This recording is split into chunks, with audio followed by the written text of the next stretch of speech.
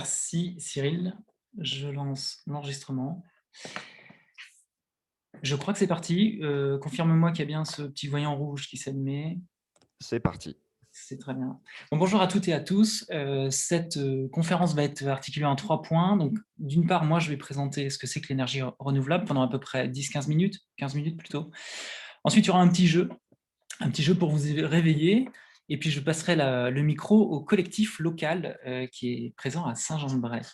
Voilà. Alors, je m'appelle Raphaël Mercet, je suis effectivement animateur pour une association qui s'appelle Énergie Partagée et je suis animateur au niveau de la région. Et avant de commencer de parler de cette énergie citoyenne, je vais vous présenter cette image en vous posant la question que voyez-vous? Alors, si vous répondiez et si on était en public, vous me diriez bah, on voit des éoliennes, et puis il y a quelques humoristes dans la salle qui me diraient on voit des nuages et des forêts. Mais effectivement, on voit des éoliennes, il y en a 4. Mais cette photo, c'est pas tellement ce qu'elle montre qui est intéressant, mais c'est ce qu'elle ne montre pas. Ce que cette photo ne montre pas, c'est s'il y a, oui ou non, l'accord des habitants, des riverains, sur ce projet. Est-ce que les habitants ont été concertés? Est-ce qu'ils font partie du projet? Est-ce que les élus étaient d'accord avec le projet? Est-ce que la commune était d'accord? Est-ce que la communauté de communes était d'accord? Est-ce que le territoire, finalement, était impliqué dans le projet? Ça, cette photo ne le dit pas. Est-ce que des entreprises locales ont participé à ce projet? On ne le sait pas non plus. Euh, Est-ce que ce projet a bénéficié d'un financement citoyen ou d'un financement local ou d'un financement avec des fonds étrangers, des capitaux étrangers? On ne le sait pas non plus. Et au final, du coup, la question qu'on peut se poser, c'est à qui profite le vent? Le vent qui fait tourner ces éoliennes, à qui profite-t-il? Alors, cette photo a été prise par un photographe qui s'est reculé de 2-3 mètres pour prendre cette photo que vous voyez à l'écran. Il s'agit maintenant d'une photo qui représente bien ce que c'est qu'une dynamique citoyenne autour d'un projet. On est à Bégane, on est en Bretagne, à côté de Redon, et vous avez ici un parc éolien qui a été porté depuis l'idée jusqu'à son démantèlement, en fait, hein, qui est toujours pas acté, mais depuis l'idée du projet jusqu'à la fin du projet, par ces citoyens. C'est un projet qui a été porté par les citoyens, par les élus locaux, par les communes qui se sont impliqués dans le projet. Alors sur cette photo, ce que j'aime beaucoup faire remarquer, c'est les petits moulins qu'on voit, les petits moulins à vent vert, rouge, multicolores, qui montrent bien qu'il y a eu aussi une dynamique avec les écoles qui ont participé au projet. On imagine bien toute cette dynamique citoyenne dans lequel ce projet a baigné. Voilà, ça c'est un projet citoyen qui est un des projets emblématiques du mouvement Énergie partagée. Alors moi, en tant qu'animateur régional, je travaille avec des collectifs citoyens sur des projets citoyens et des projets qui répondent à des valeurs. Et les 4 valeurs principales sont les suivantes. D'une part, on essaye de faire des projets le plus écologiques possible, sachant que le projet le plus écologique, c'est un projet de sobriété, hein, qui fait qu'on ne consomme pas d'énergie. Mais donc là, on parle de produire une énergie, donc d'un projet qui se veut le plus écologique possible. On ne souhaite pas développer des projets qui soient spéculatifs, c'est-à-dire on ne veut pas monter un projet pour le revendre après.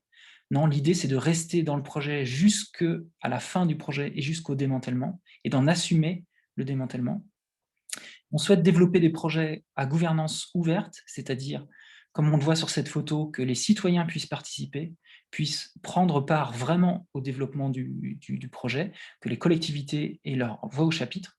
Et donc, c'est ce qu'on développe avec des projets qui sont souvent sur la forme une personne égale une voix, qu'on ait mis beaucoup de sous dans le projet ou pas beaucoup, tout le monde a la même voix au chapitre.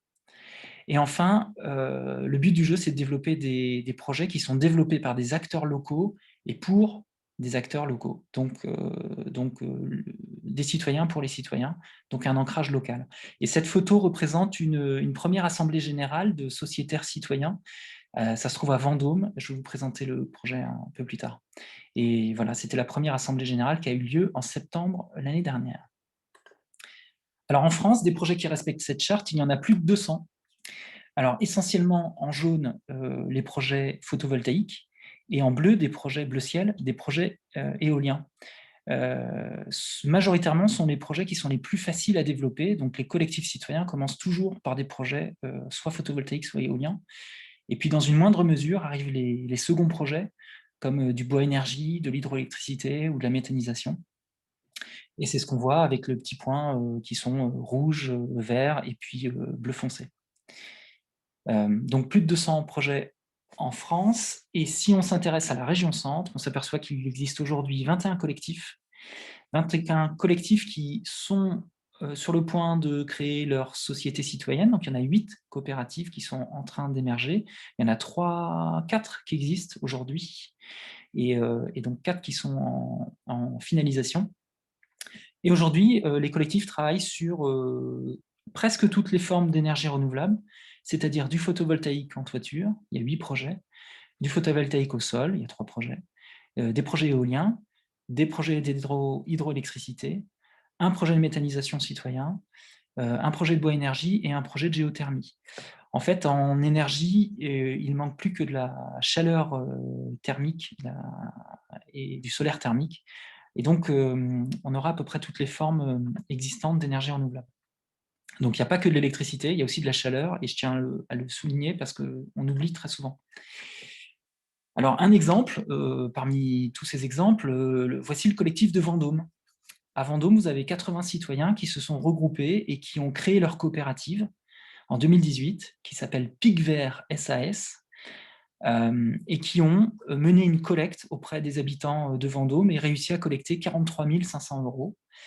Avec cette somme, ils sont allés voir la banque, qui leur a prêté 40 000 €.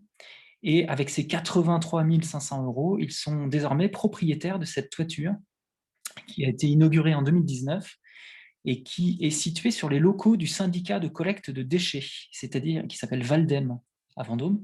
C'est-à-dire qu'il y a vraiment eu un partenariat fort entre Valdem et ce collectif citoyen.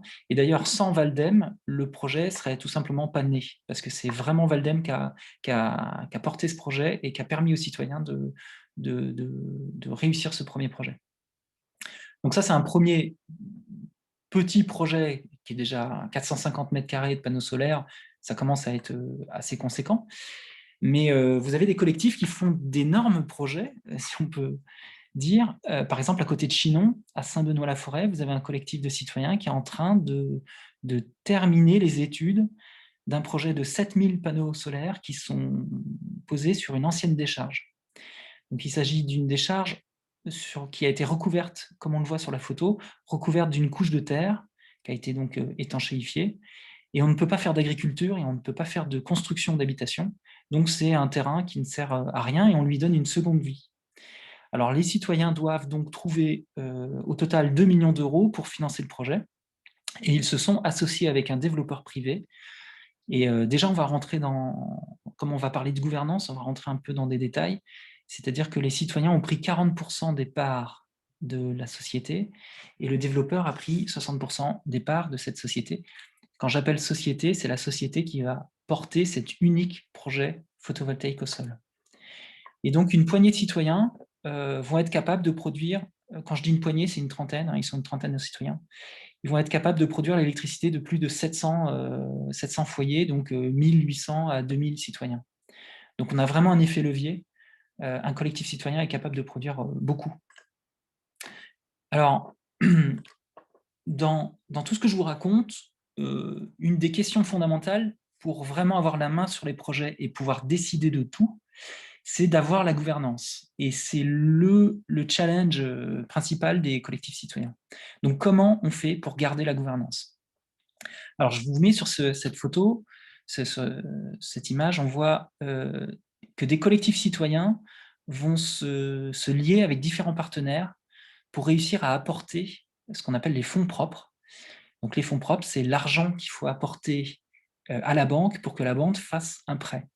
Alors, dans les projets d'énergie renouvelable citoyens et projets d'énergie renouvelable tout court, en général, quand vous allez vous apporter 20% des fonds propres, la banque peut prêter jusqu'à 80%. Donc, finalement, pour un projet à 2 millions d'euros, il suffit d'apporter 400 000 €, voilà, au capital de cette société. Alors, comment on fait les citoyens pour rester majoritaires? Donc, c'est la partie à gauche du schéma, c'est-à-dire que les citoyens peuvent s'allier à l'agglomération ou aux collectivités locales qui vont apporter des sous dans le projet, mais aussi avec une SEM locale, une société d'économie mixte, un syndicat d'énergie. En région centre, on en a une bien qui s'appelle la SEM Énercentre, qui regroupe beaucoup de syndicats d'électricité et qui peut effectivement investir de l'argent aux côtés des citoyens et aux côtés des collectivités dans des projets. Et si ça ne suffit pas à avoir la majorité des fonds propres, les collectifs citoyens peuvent compter, et les collectivités peuvent compter sur Énergie Partagée Investissement, qui est un fonds national citoyen.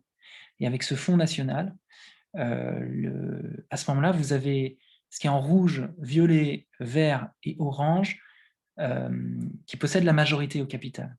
Donc, vous pouvez faire rentrer ensuite un partenaire privé qui est pratiquement indispensable pour la réussite technique d'un projet, mais que le collectif citoyen et ses acteurs citoyens vont essayer de laisser minoritaire au capital.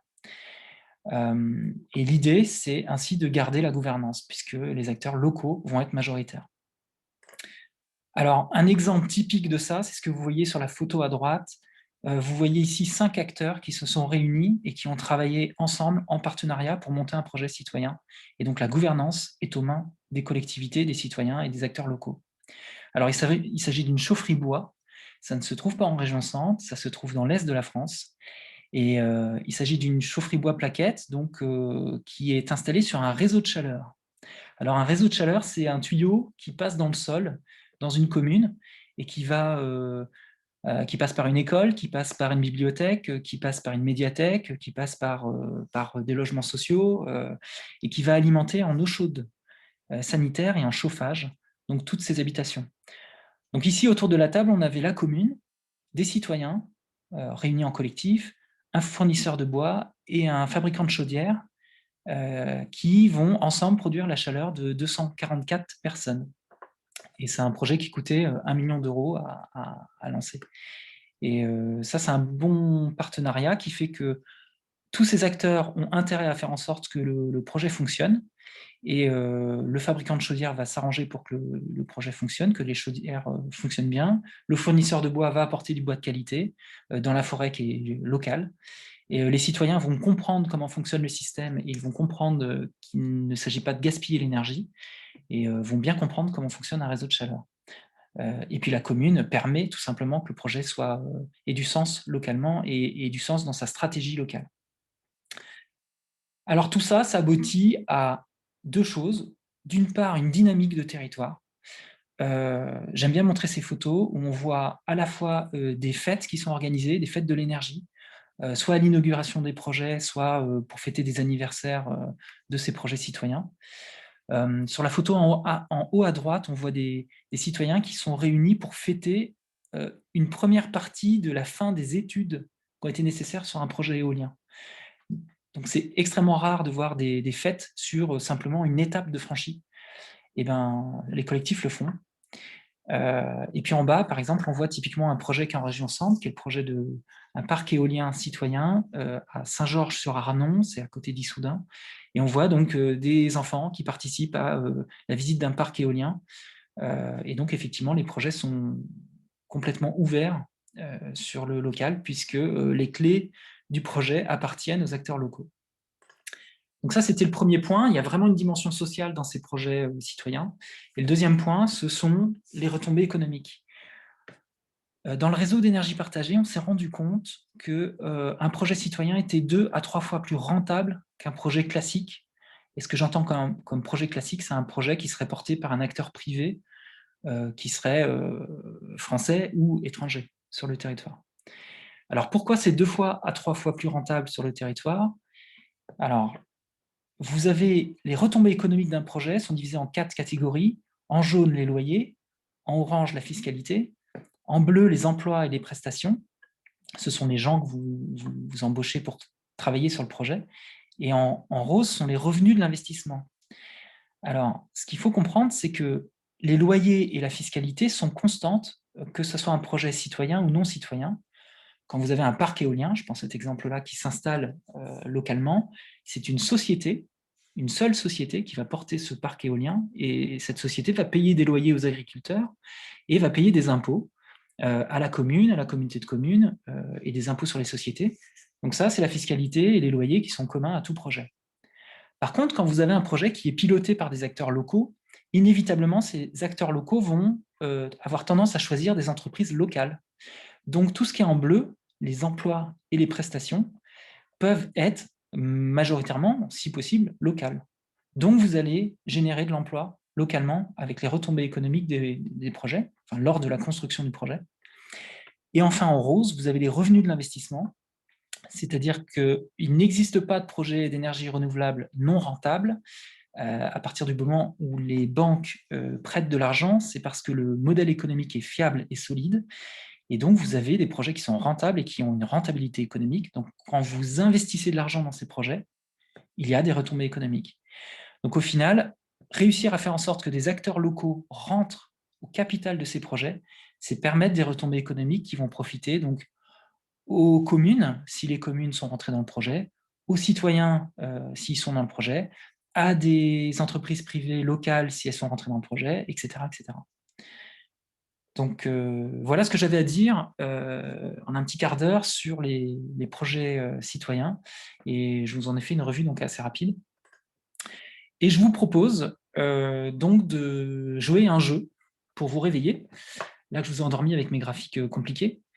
Et pour jouer ensemble, donc, je vous propose d'imaginer qu'ici, dans le bassin local, vous avez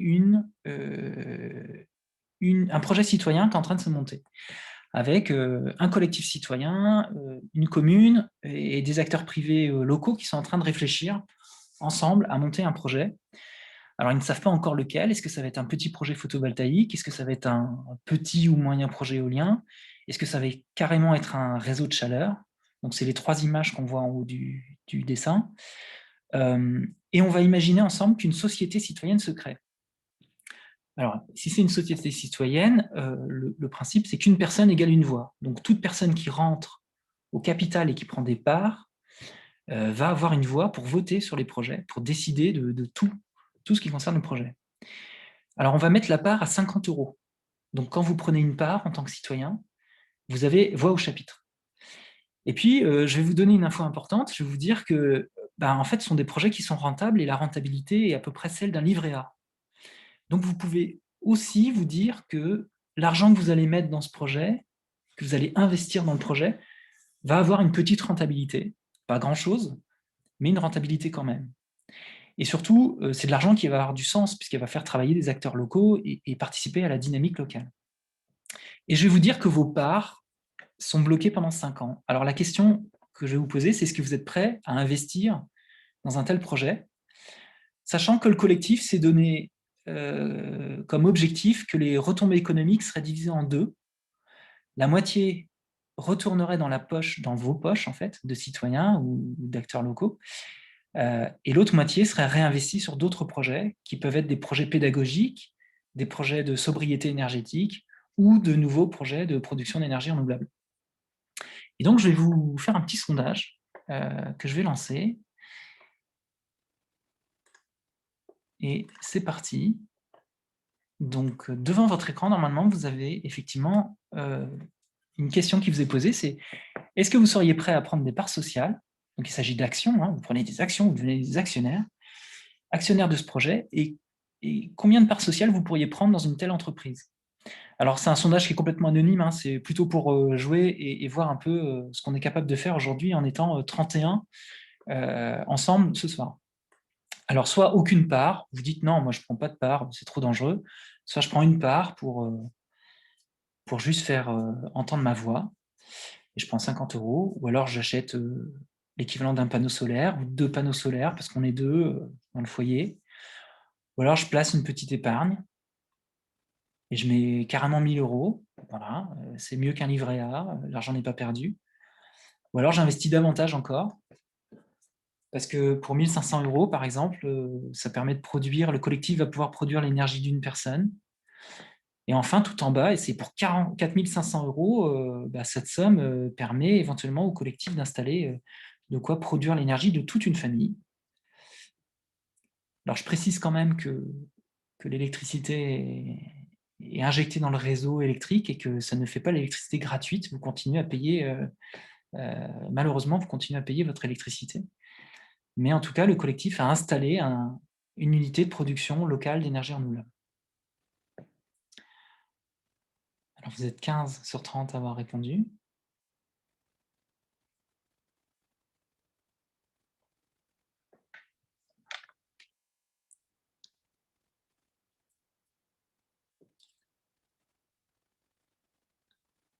Vous êtes 26 sur 30 à avoir répondu. Et comme je pense... Ah non, j'allais dire qu'il y avait des gens qui s'étaient endormis. Vous êtes 27 sur 30. Je vais mettre fin au sondage. Je mets fin au vote et je vais vous partager les résultats de ce que vous avez choisi. Donc, vous avez majoritairement... Alors, 2 personnes ont choisi de prendre des parts, simplement, pour avoir une voix. 5 personnes ont choisi de prendre plusieurs actions, 5 parts, avec 250 €, bravo. 10 personnes ont choisi de mettre 500 €, très bien. 8 personnes, quand même, ont décidé d'investir 1 000 € et une personne, 1 500 €. Et enfin, une autre personne a décidé carrément d'investir 4 500 €. Alors, je vous remercie. Je vais passer désormais la main au collectif local qui s'appelle les Survoltés du Canal.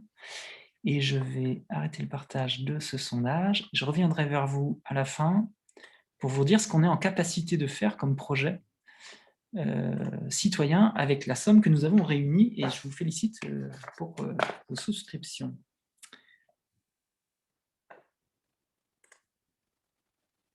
Je passe. Alors, je vais passer la main donc à Marguerite Gimnès et à Jean-Baptiste Bignolas. Merci Raphaël pour cette introduction et ta première partie de cette conférence. Elles sont assez éclairantes. Et je te laisse présenter donc le collectif que vous avez monté à Saint-Jean-de-Bray il y a maintenant 2 ans, si je ne me trompe pas, 2 ans et demi, même si je ne me trompe pas. Je te laisse. Donc, pour ma part, je suis Jean-Baptiste Bignolas et effectivement, je suis membre de l'association Les Survoltés du Canal qui a été créée en 2019 et qui vous sera présentée plus en détail tout à l'heure par Marguerite quand elle interviendra. Cette association, en fait, s'est créée à la suite du lancement de la transition pour Saint-Jean-de-Bray, quand la ville a présenté tout un tas d'événements qui attiraient l'attention des habitants de Saint-Jean-de-Bray sur la nécessaire transition écologique et notamment énergétique, compte tenu des urgences climatiques qui apparaissent de plus en plus pressantes et qui doivent être prises en compte maintenant. Au jour où l'on parle, on a déjà 25 ans de retard et donc tous les jours, c'est de plus en plus urgent. La courbe que vous voyez sur la diapositive montre bien effectivement que depuis les années 1960-70, où déjà on a commencé à prendre conscience de cet effet de l'économie globale sur le réchauffement du climat, eh bien, l'effet sur la température globale de la planète n'a pas cessé de monter et les corrélations qui ont pu être faites et les causalités qui ont pu être établies avec les émissions de gaz à effet de serre, et notamment le gaz carbonique, ont maintenant pointé du doigt, effectivement, comme cause principale et comme responsable global, notre économie globalisée, qui est basée sur des hydrocarbures abondants et pas chers, qui fournissent une énergie facile et qui nourrit toute cette industrie et toute cette consommation. Lors de ces présentations de Saint-Jean-de-Bray en transition, un grand nombre de citoyens ont pu se rendre compte donc de cet effet et de considérer que, effectivement, notre façon de consommer et de produire, basée sur cette énergie pas chère, n'était pas durable à terme, puisque là, l'habitabilité de la planète peut être mise en cause, les experts du GIEC nous le disent, dans moins d'un siècle. Comment faire quand on est simple citoyen pour participer à stabiliser la température du globe.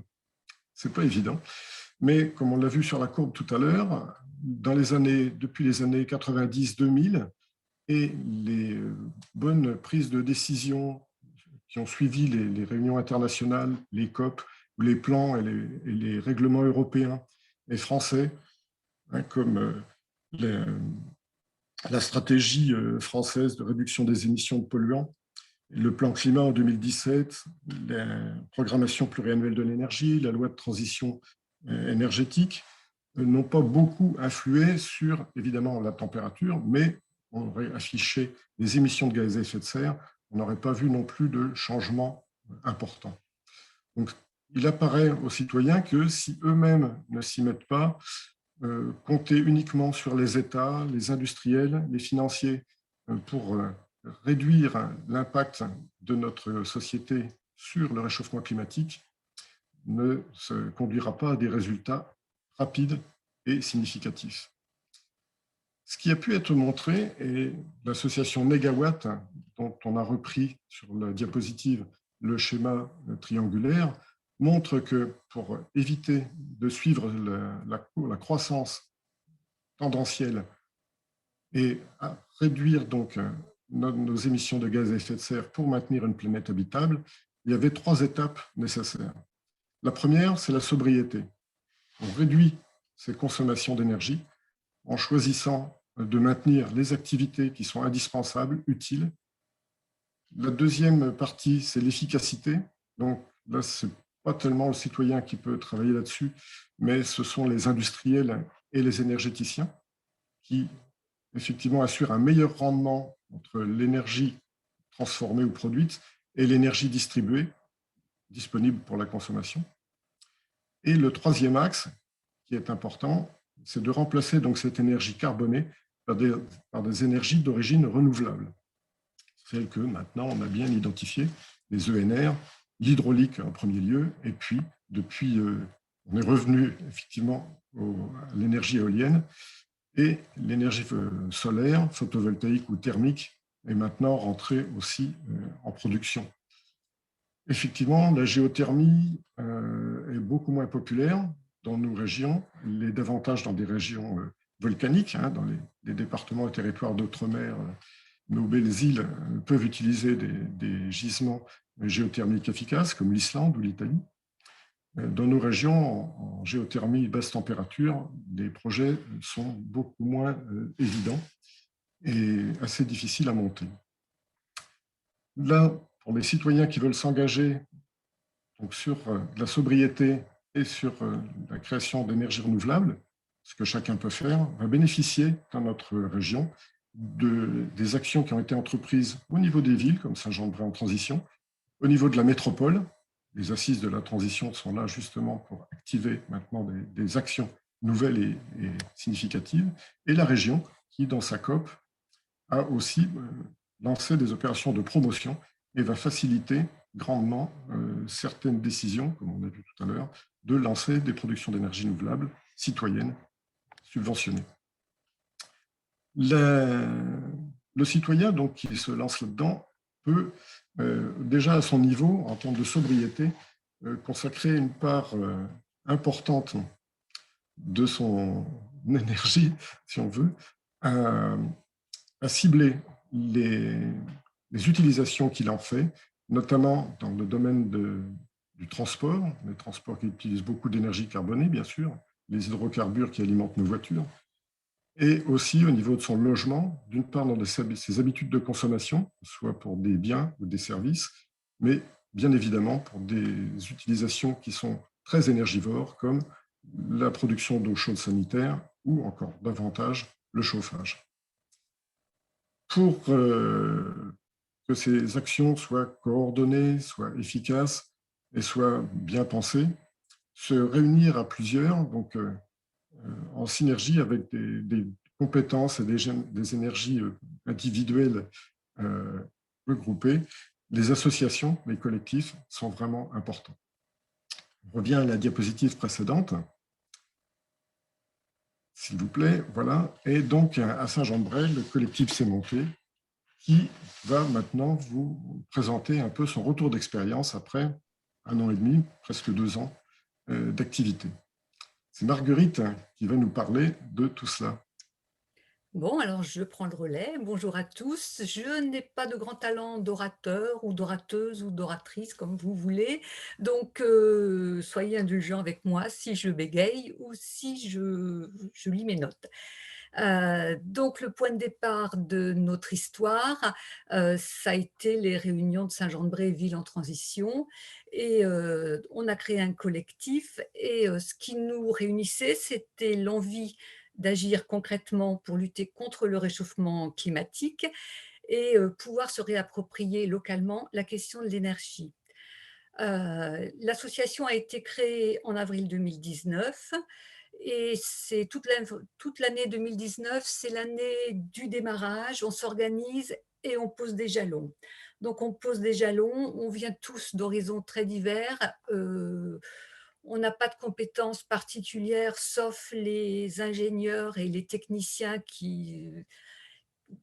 dont bénéficient des conseils et qui font partie de l'association. Pour le reste, on vient vraiment, il y a des commerçants, il y a des élus, il y a des... euh, voilà, on est des tout venants sans compétences particulières.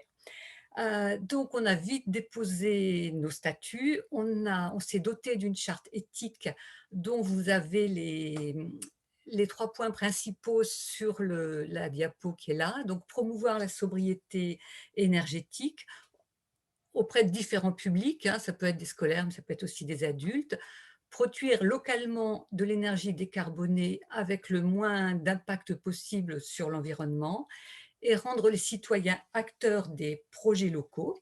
Donc, c'est un projet citoyen. Alors, on a d'abord réfléchi à notre projet. On a fait le choix pour un premier projet d'opter pour du photovoltaïque sans s'interdire ensuite de pouvoir voir d'autres modes de production. Donc, projet photovoltaïque dont l'énergie produite serait revendue à un fournisseur d'énergie. Le plus connu, évidemment, c'est EDF, mais il en existe d'autres qui promeuvent l'énergie verte.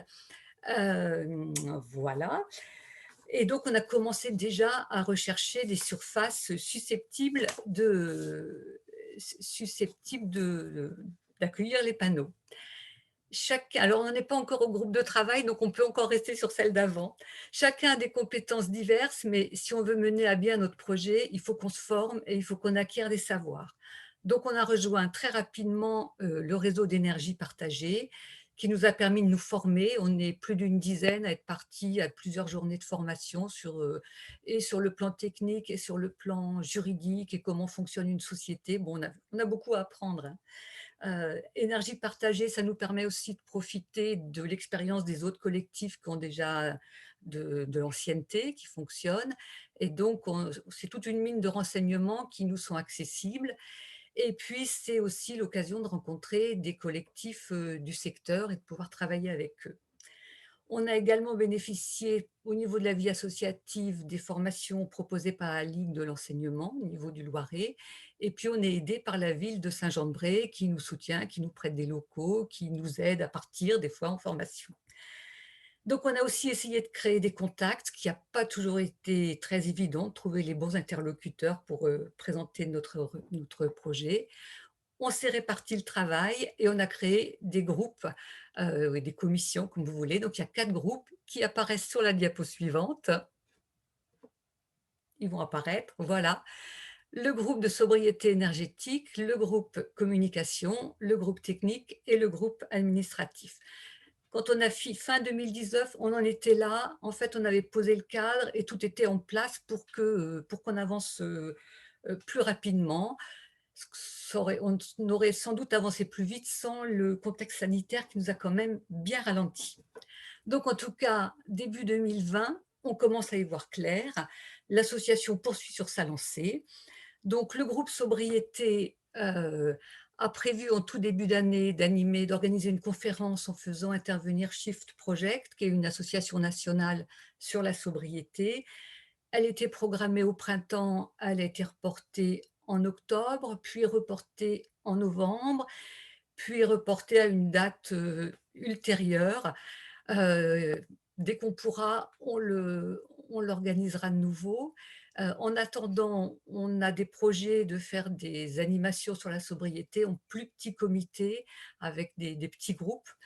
Voilà, dès que ce sera possible aussi. Sur le plan de la communication, on a d'abord créé un bulletin qui s'appelle «L'écho des survoltés» et puis toute l'année 2020, on a travaillé à notre site web, lesurvoltesducanal.fr. Vous aurez les liens en fin de diaporama. Pour construire ce site web, on a été très vigilant à la question de la sobriété numérique. Donc, on a choisi un site statique, sans base de données extérieure. Et c'est un site qui est hébergé en France pour que nos données ne fassent pas le tour du monde avant d'arriver jusqu'à vous.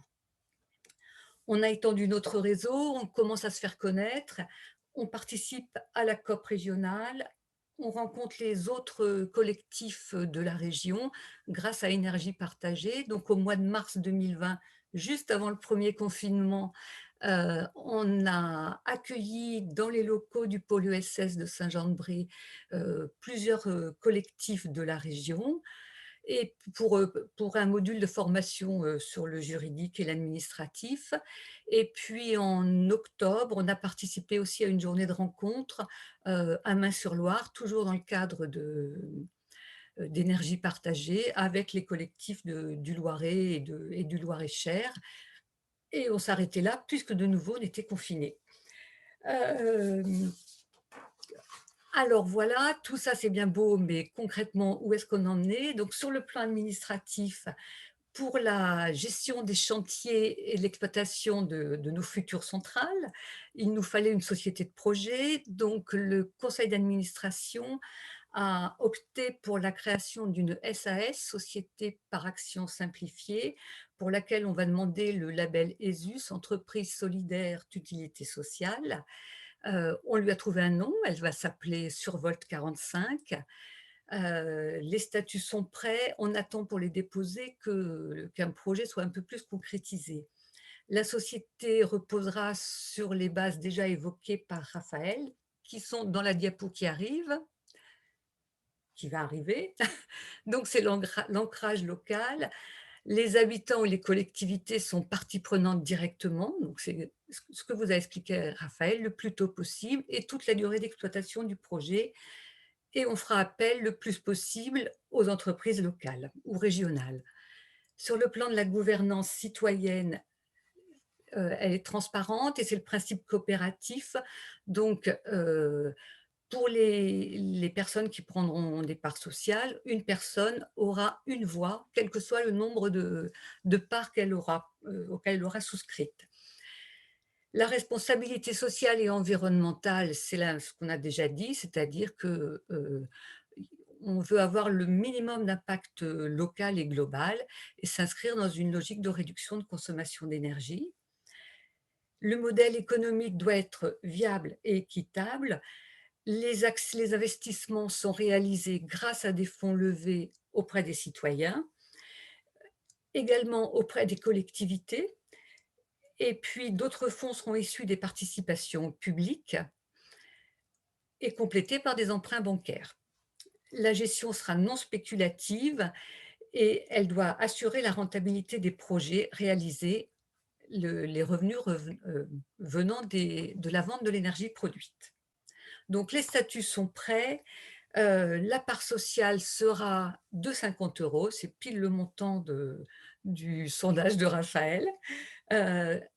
On a choisi cette somme-là pour permettre au plus grand nombre de nous rejoindre et on sera aidé par le dispositif mis en place par la région qui, pour 1 € citoyen, la région reverse 1 € également.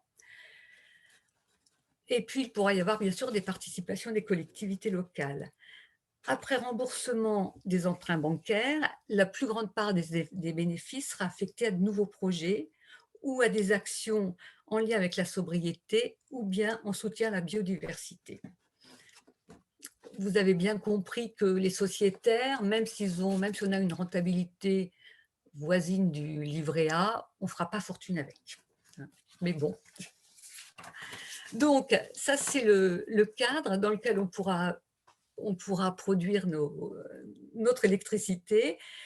Alors, quel projet on a envisagé? Donc, c'est la diapo suivante. Alors, on a travaillé le premier projet sur lequel on a travaillé, c'est le parking Becquerel à Saint-Jean-de-Brély. C'est un parking qui appartient en copropriété à la ville de Saint-Jean-de-Brély et à un bailleur social. C'est un parking qui n'est pas du tout celui de la photographie, hein. C'est un parking en silo et sur lequel on avait le projet de poser des ombrières au dernier étage. On a mis beaucoup de temps, parce que c'est un parking déjà ancien, on a mis beaucoup de temps à récupérer les caractéristiques techniques parce que, il a été créé à une époque où les archives n'étaient pas encore numérisées. Quand on les a, quand on se les est procurés, le groupe technique a pris contact avec des entreprises et qui nous ont dit que pour pouvoir mettre des ombrières, il fallait étayer la structure du parking avec des poteaux en béton. Hem, donc ça entraînait un surcoût très important. De ce fait, ce projet a été abandonné. Le deuxième projet sur lequel on travaille, c'est le lycée Gaudier-Bresca, qui est à Saint-Jean-de-Brély. Donc, comme tous les lycées, il est géré par la région, qui est partie prenante de ce projet, qui le soutient. On a donc 2 interlocuteurs, la région et le lycée, avec 2 possibilités, ou bien mettre des ombrières sur un parking, ou bien poser des panneaux sur le toit d'une halle en bois. Là, les discussions sont en cours et c'est un projet qui avance lentement, on va dire, pour l'instant, mais on ne désespère pas d'y arriver. Ce qui nous intéresse aussi dans ce projet, c'est que c'est un lycée qui forme au métier du bâtiment et que sur le plan pédagogique, on pense que ce serait intéressant que les élèves puissent être impliqués. Le troisième projet, qui est peut-être le projet sur lequel on est le plus avancé, c'est le projet d'installation de panneaux photovoltaïques sur un bâtiment qui appartient à l'association Emmaüs à Orme. L'association est complètement impliquée dans ce projet, le soutient. Donc là, les contacts avec les architectes ont déjà eu lieu et le groupe technique travaille à étudier, à voir ce qui peut être fait par rapport à la toiture, parce que la toiture n'est pas une simple structure métallique, mais est une structure à 3 couches, couche métallique, isolation thermique et étanchéité. Et pour implanter des panneaux photovoltaïques, il faut absolument préserver l'étanchéité. Donc là, des contacts sont également en cours avec des entreprises pour voir ce qui est possible et quel en sera le surcoût. On en est là. On espère aussi avoir peut-être des propositions de parking gérées par la métropole ou les collectivités locales, ou bien d'implantation de panneaux sur des toitures d'édifices publics, ou éventuellement ça peut être des solutions dans le domaine privé. Voilà, et je repasse la parole à Jean-Baptiste. Merci Marguerite. Donc, sur la diapo suivante, nous allons en fait illustrer les freins et les leviers qui effectivement ont marqué notre retour d'expérience et qui peuvent servir aux autres collectifs qui se lancent ou qui se sont déjà lancés pour apprécier un peu ce qu'il reste à faire et par quoi on passe. Donc, on va commencer tout de suite par les freins, puisque c'est la chose qui est la plus ennuyeuse, effectivement. Marguerite en a déjà cité une assez importante. Nous allons y revenir. Mais la première qu'on a touchée du doigt, c'est la complexité des dossiers. Comme Marguerite l'a dit aussi, donc il y a des aspects juridiques, financiers, administratifs, techniques. Et donc, constituer des dossiers sur des projets qu'on lance, eh bien, c'est prendre en compte tous ces aspects, les traiter et avancer, alors qu'au départ, on n'a pas de compétences particulières dans l'un ou l'autre. Donc, effectivement, ça ralentit un petit peu les démarches. Ce n'est pas du presse-bouton. Il faut se former, s'informer et puis se casser la tête pour avancer là-dessus. On arrive quand même à les traiter. Le deuxième point sur lequel Marguerite a insisté, c'est effectivement les contraintes sanitaires qui, en 2020, l'année passée, nous ont vraiment pénalisés. Ça nous a arrêté net dans nos premiers objectifs on a dit pour la sobriété, et ça a rendu assez difficile les contacts avec notamment les propriétaires des surfaces sur lesquelles nous avions prévu des projets. Puisque pour la collecte des documents, les échanges, ce n'était pas très facile. De manière numérique, comme ce soir, bon, le courant passe, l'information passe, mais c'est quand même un petit peu long à maîtriser et à mettre au point. Le troisième point, ce sont effectivement sur les ENR, les énergies renouvelables, même les énergies de récupération, la combustion des déchets, font l'objet de polémiques, ce qui fait que pour convaincre des propriétaires ou des financiers de se lancer dans des projets mettant en œuvre ces énergies renouvelables, eh bien, la crainte qu'il y ait des oppositions, alors on le ressent moins avec du photovoltaïque, mais davantage pour ceux qui ont de l'éolien ou de la méthanisation, eh bien, les décideurs et les propriétaires sont moins facile à convaincre de s'engager avec nous et de nous accompagner et de nous faciliter le travail. Ensuite, ce qui peut nous poser problème, c'est effectivement l'identification des interlocuteurs clés. Quand on s'adresse à une administration qui est propriétaire d'un bâtiment public, par exemple, trouver le bon interlocuteur, faire jouer les bons leviers pour pouvoir obtenir des réponses qui soient fermes, des décisions qui soient claires pour eux tous, eh bien, ce n'est pas si simple. Et comme les agendas, les annuaires des administrations n'existent pas vraiment, donc eh bien, c'est de proche en proche qu'on arrive à identifier la personne qui est le bon contact, qui a les compétences, la connaissance et le pouvoir de décision. Et le dernier point aussi, qui a son importance, c'est l'identification des surfaces sur lesquelles on peut mettre les panneaux solaires. On voit bien dans la petite commune là, qui a monté un grand nombre de panneaux sur une école, et bien, sur un bâtiment public en tout cas, que eh bien, ça a nécessité le travail d'un grand nombre de personnes, du collectif, mais aussi des administrateurs qui avaient en charge cette toiture et qui ont autorisé la constitution de ce projet.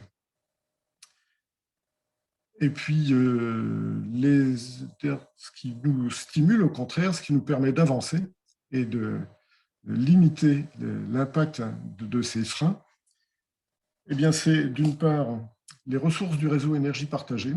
Marguerite a aussi insisté sur effectivement tout ce à quoi on peut accéder grâce à énergie partagée, des formations, des informations techniques, des retours d'expérience d'autres collectifs, etc., etc. C'est vraiment indispensable au décollage d'un collectif. Et ça, on en a vraiment tiré de grands bénéfices. Dans le réseau d'énergie partagée, on a vu tout à l'heure les 200 projets qui tournent en France, eh bien, ces réalisations montrent que déjà, tout est possible, que ce soit la petite installation de photovoltaïque jusqu'au relativement gros parc éolien, avec donc une gamme financière extrêmement importante, entre quelques dizaines de milliers d'euros jusqu'à plusieurs millions d'euros. Ça permet quand même de se lancer dans ces aventures en ayant de bonnes raisons de croire à leur succès. Ensuite, les collectivités et les élus qui sont engagés dans des mouvements de transition, on a parlé de Saint-Jean-de-Bray, on a parlé de la métropole, de la région, eh bien, ces territoires qui sont des propriétaires fonciers importants, qui ont des pouvoirs de décision, des compétences importantes en termes d'aménagement, eh ce sont des relais qui sont non négligeables et ce sont même des partenaires qui sont indispensables, fondamentaux. Et quand ils sont engagés, les projets avancent beaucoup plus vite. Et enfin, les structures associatives et l'économie sociale et solidaire nous offrent aussi beaucoup de facilités pour tout ce qui est la gestion de nos réunions, de mise à disposition de compétences aussi et de matériel. Et ça, c'est quand même extrêmement pratique pour des petites associations qui commencent au début avec un collectif de quelques personnes.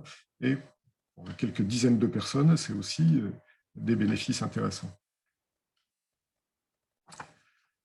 Enfin, les citoyens, évidemment, qui font partie de ces collectifs, qui se sentent habités par cette transition énergétique nécessaire, eh bien, déploient une énergie qui est vraiment sympathique et pour laquelle les collectifs, après, souhaitent arriver rapidement à des succès mesurables et significatifs. Voilà, donc on a parlé de la complexité des dossiers.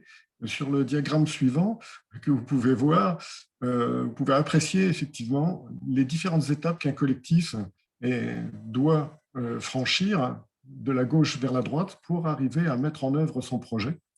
Et c'est ce qui nous a motivé tout à l'heure à indiquer la complexité des dossiers et la nécessité de rassembler un grand nombre de compétences pour pouvoir effectivement mener tout ça à bien de manière pas trop douloureuse et assez rapide. Dans ce schéma, pour indication, on doit en être à peu près à la moitié, mais les choses peuvent aller après relativement vite quand les projets ont commencé à prendre forme, que les fonciers sont identifiés, que les propriétaires sont d'accord et que techniquement, il n'y a pas d'obstacle insurmontable. Eh bien, le reste, l'expérience l'a montré avec tous les collectifs qu'on a vus tout à l'heure, eh bien, le résultat est quand même au bout du chemin. Voilà. Je vous remercie pour votre attention. Et puis, effectivement, si vous qui nous regardez, qui nous écoutez, vous êtes un citoyen de la métropole et que vous voulez vous lancer aussi, participer à cette aventure de la création d'énergie renouvelable sur le territoire métropolitain, rejoignez-nous ou créez votre collectif local si vous êtes éloigné ou si vous avez un projet particulièrement ciblé. Et si vous êtes élu d'une collectivité, vous êtes administratif ou technique d'une collectivité, si vous avez identifié du foncier disponible, n'hésitez pas à nous informer de sa disponibilité et des projets, notamment de rénovation de bâtiments publics, écoles, gymnases, etc., qui peuvent nous intéresser. Parce que quand on peut intégrer un projet photovoltaïque ou un projet d'énergie renouvelable sur ces rénovations de fonds, c'est beaucoup plus simple et beaucoup plus économique que de superposer effectivement un projet à un bâtiment déjà existant. Voilà. Pour en savoir plus sur les survoltés du canal, les coordonnées, le site internet et la messagerie vous sont indiqués sur cette transparence. Je vais maintenant rendre la parole à Raphaël Mercet d'Énergie Partagée, qui aura sans doute des nouvelles à nous donner. Ouais, alors du coup, comme je passais les diapos, j'ai pas pu faire ma diapo de fin, mais par contre, j'ai effectivement le résultat du jeu. Mais là, je voulais rebondir sur un truc que tu viens de dire à propos des élus de collectivité. Effectivement, je prends d'autres agglomérations en région. Il y a certaines collectivités qui ont réussi à identifier comme ça du foncier disponible pour des collectifs citoyens, et qui se sont rendus compte que c'était finalement intéressant de confier la partie production énergétique à des collectifs citoyens locaux et d'axer les budgets des collectivités sur la partie rénovation de bâtiments. Exemple, une école qui peut être rénovée complètement pour faire une isolation importante. Une collectivité va pouvoir éventuellement se dire, bon, on fait l'isolation, mais on va aussi financer une toiture photovoltaïque pour faire un projet complet. Eh ben non, en fait, une collectivité peut forcer sur l'isolation, faire un bâtiment exemplaire bien isolé, et confier les toitures à un collectif citoyen qui va se débrouiller pour le financer. Et je ne dis pas ça seulement en l'air, c'est que là, je vais vous montrer les résultats du petit jeu, là, et qui montrent qu'on est d'ores et déjà capable de monter un joli projet de 600 mètres carrés à peu près photovoltaïque. Je vais vous le présenter dans une diapo. Voilà, je pense qu'on peut passer aux questions et puis je vais créer ma diapositive pour présenter les résultats dans 5 minutes. Voilà. Alors, c'est là que je vais relayer les quelques questions qui ont été posées dans le chat. Raphaël, peut-être en même temps que tu prépares ta diapo, il y a une question assez simple, c'est y a-t-il un annuaire disponible des collectifs de citoyens dans la région centre? Faut m'envoyer un mail parce qu'il n'est pas à jour, mais effectivement, il y a un annuaire qui existe, ouais, tout à fait. Comment ça, c'est pas sur le site internet d'Énergie Partagée? C'est sur le site internet d'Énergie Partagée, effectivement. Si vous allez sur le site internet, après, il faut un peu chercher pour trouver le réseau régional, mais effectivement, c'est sur le site. Ouais. Donc, je vais d'envoyer un petit mail à Raphaël. Ouais, tout à fait. Ou au collectif local qui va pouvoir relayer. Mais il y a un annuaire qui existe, effectivement, avec l'ensemble des collectifs présent. Il faut que je le remette à jour. Ça marche. Alors, merci à Anne qui me dit que je n'ai pas, enfin, qu'on ne m'entend pas très bien avec mon micro, et c'était le cas, effectivement. Marguerite me l'a pas mal dit aussi tout à l'heure. Je vais essayer de parler un peu plus fort et dans le micro. Alors, si je reprends quelques questions avant de vous passer la parole, Monsieur Goyeneche, juste reprendre quelques questions qui ont été posées, notamment une par Jacques, qui demandait si l'ADEME et l'ADREAL pouvaient accompagner des projets citoyens, et si vous aviez sollicité cette aide éventuellement, en plus d'avoir exploré peut-être certaines aides financières. Voilà, peut-être Marguerite ou Jean-Baptiste. Baptiste, je te laisse répondre. Oui, bonjour, je veux bien répondre à cette question, effectivement. Alors, l'ADEME et l'ADREAL n'ont pas été démarchés de notre côté pour des aides financières. Cependant, donc, nous avons effectivement noté que l'ADEME a mis en place, on l'avait vu au niveau régional, des dispositifs particuliers de financement ou d'accompagnement pour des projets de ce type, et notamment avait monté quelque chose avec la Banque des Territoires. Donc, c'est certainement une administration que l'on contactera au moment de faire un tour de table financier. Tout à fait, oui. Pour l'ADREAL, je ne suis pas sûr que ce soit dans leurs attributions, mais nous ne les avons pas encore démarchés. D'autre part, je ne sais pas s'il y a d'autres exemples de collectifs qui ont déjà utilisé ces leviers-là. L'ADEME est un partenaire technique, financier aussi. L'ADREAL, je ne suis pas sûr, ça ne me dit rien du tout, hein, mais voilà, nous n'avons pas exploré. Alors moi, je peux compléter simplement en disant que mon poste est financé, mon poste d'animation régionale est financé par le conseil régional et par l'ADEME, et 80% de mon financement. Donc sans leur financement, moi, je ne serais pas là, il n'y aurait pas autant de collectifs qui émergeraient. Donc déjà, ça, c'est une aide importante. L'ADEME met en place effectivement des aides, en particulier sur les fonds de chaleur qui permettent de développer la géothermie, en l'occurrence, hein, tout ce qui est chaleur. Et donc, effectivement, il y a moyen d'aller chercher des aides de ce côté-là. Et la région met en place les aides 1 euro région, 1 euro citoyen pour les collectifs citoyens. La DREAL, quant à elle, sont les services de l'État et effectivement sont les services instructeurs. Donc, je ne pense pas qu'il y ait des aides de la DREAL, mais je peux me tromper. Et la région aide aussi pour financer en partie les études de faisabilité. Et, enfin, il y a d'autres subventions qu'on peut avoir de la région, hein.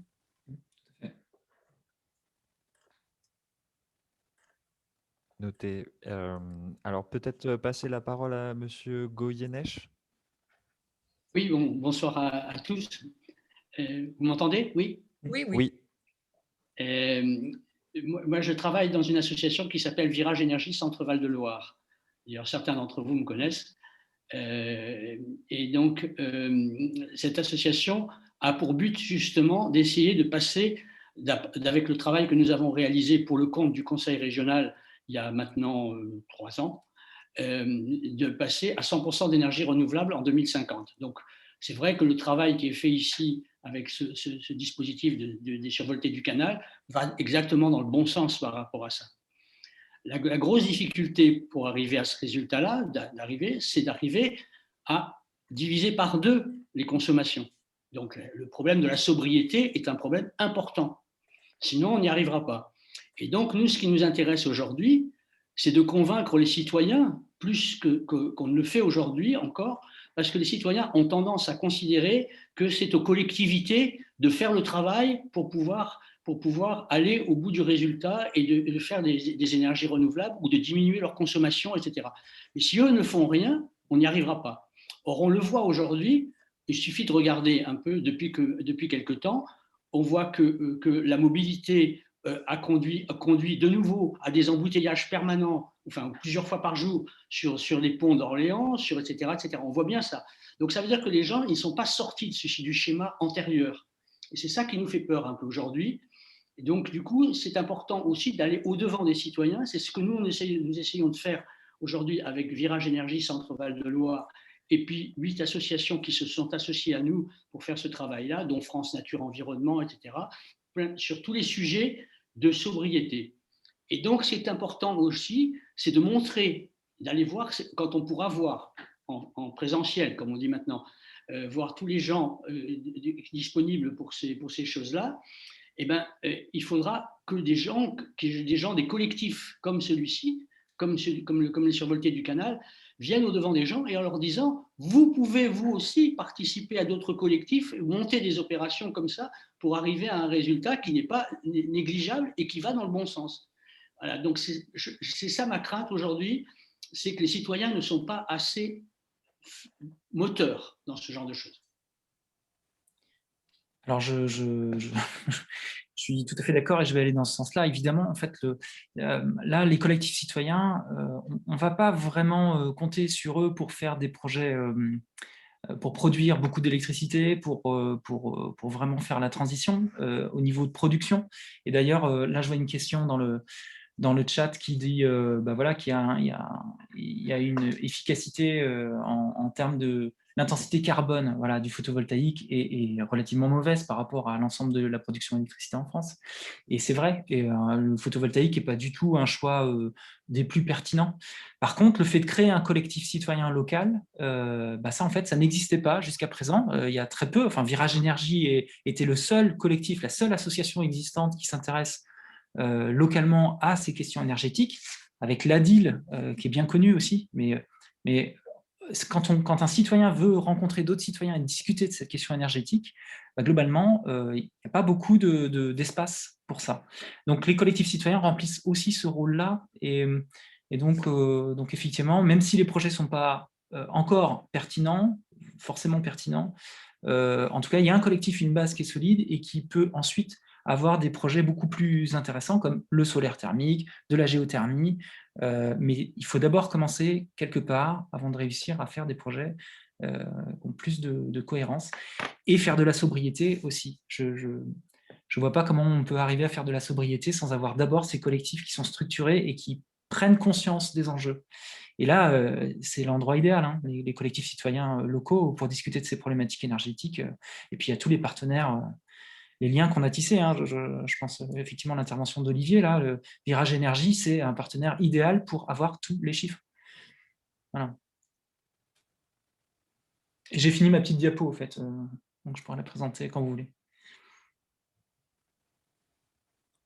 Bah alors, quand tu veux, c'est vrai qu'il y a quelques petites réactions dans le chat. Alors, je reparle dans le micro parce que sinon, on ne va pas m'entendre. Alors, juste pour revenir sur l'accompagnement de l'ADREAL dont on parlait tout à l'heure, Jacques disait qu'il y avait une assemblée régionale pour le climat et la transition énergétique sous le doux acronyme de ACT en Centre-Val de Loire et que donc ça a fédéré un certain nombre d'acteurs à l'échelle de la région entre justement la région Centre-Val de Loire, l'État, l'ADEME et différents acteurs à l'échelle régionale. Un petit peu à l'instar de ce que fait Orléans Métropole avec l'Assise des transitions écologiques, j'ai envie de dire. Voilà, mais merci en tout cas à Jacques pour d'avoir partagé cette information. Alors, peut-être tu peux présenter, Raphaël, ta diapo et puis après, on reviendra sur les quelques questions. Il y a quelques questions sur le solaire photovoltaïque aussi. Je ne sais pas si vous voudrez revenir dessus. Voilà, d'abord Raphaël. Ouais, alors le résultat du jeu. Alors en fait, quand on fait le total, vous étiez 27 personnes à avoir pris des parts dans le projet. Et donc, au total, nous avons collecté virtuellement 20 350 €. À ces 20 350 €, la région a mis en place un système pour 1 € citoyen. La région ajoute mais 1 € également. Donc, on a 20 350 € de la région. Total, ça fait 40 700 € collectés par les citoyens. Les collectivités, bon, pour l'instant, elles ne sont pas exprimées, donc je ne marque rien. Les partenaires techniques ne sont pas indispensables à un projet de cette taille-là qu'on va évoquer.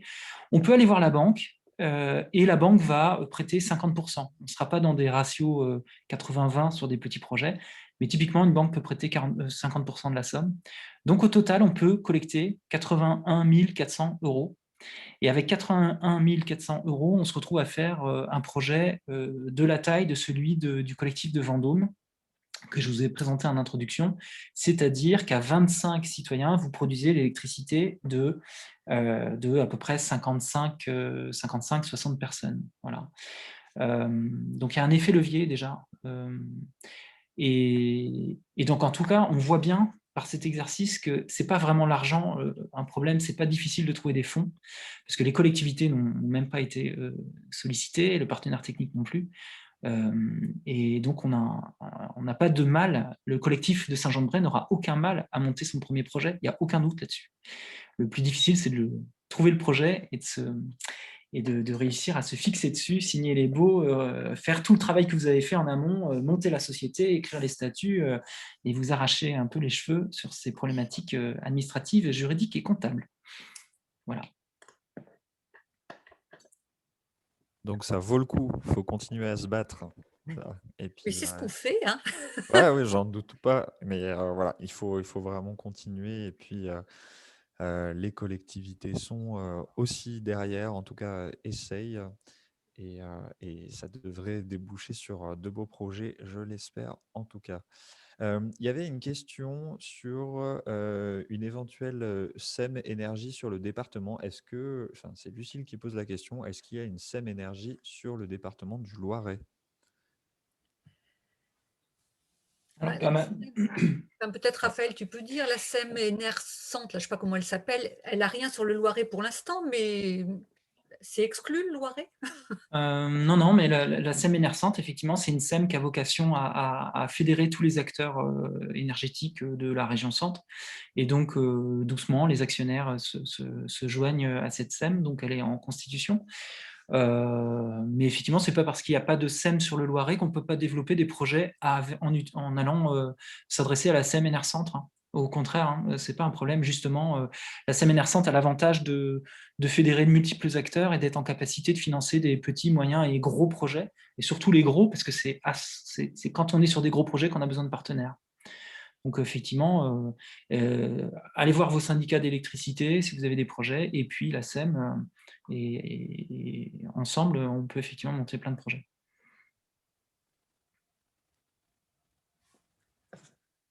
Ça marche, merci pour ces éléments. Ça continue à réagir dans l'onglet discussion. Alors, Jacques dit qu'il lui semblait qu'il y avait eu une étude locale sur le potentiel éolien de Saint-Jean-de-Bray et que ce n'était pas très élevé, à vérifier, point d'interrogation. Alors, sachant que Saint-Jean-de-Bray est quand même un territoire assez urbain sur le potentiel éolien, voilà, je vois Marguerite qui hoche la tête un petit peu, ce serait étonnant que ce soit un potentiel élevé. Oui. Donc, je pense que c'est effectivement pas très élevé. Comme Et puis c'est difficile de mettre une grosse éolienne en pleine ville, quoi, tout simplement. Ouais, et puis la Loire est patrimoine de l'UNESCO, donc en fait, on ne peut pas installer de parcs éoliens le long de la Loire. Et en plus, c'est difficile d'installer qu'une éolienne. En général, on monte des parcs éoliens qui sont de 3, 4 ou 5 machines pour des parcs, pour qu'il y ait une cohérence.